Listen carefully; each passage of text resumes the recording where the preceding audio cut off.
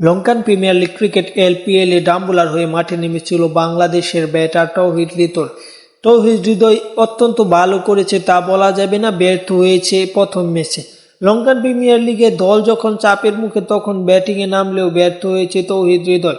তৌহিদ হৃদয় তিনি ভালো করতে পারেনি। বাংলাদেশের এই ব্যাটার প্রথম বলে একটি রান নেয় এবং পরবর্তী বলে তিনি ব্যাটিংয়ে আসলে এলবিডব্লিউ এর শিকার হয়। সবকিছু মিলিয়ে তিনি 2 বল খেলতে পেরেছে এবারে লঙ্কান প্রিমিয়ার লিগের প্রথম ম্যাচে এবং 2 বল খেলে 50 স্ট্রাইক রেটে তিনি ভালো করতে পারেনি, মাত্র 1টি রান করে আউট হয়ে গেছে। সবকিছু মিলিয়ে তার দলের অবস্থা খারাপ। শেষ খবর পাওয়া পর্যন্ত তার দলের অবস্থা ভালো নয় এবং খেলা শেষ হওয়ার আগে স্কোরটা হয়তো বলা ঠিক না, তাই স্কোরটা বললাম না। যাই হোক, খেলার আপডেট পেতে চ্যানেলটি সাবস্ক্রাইব করে রাখুন। ধন্যবাদ সকলকে। পরবর্তী ভিডিও এই চ্যানেলে দেখবেন অবশ্যই।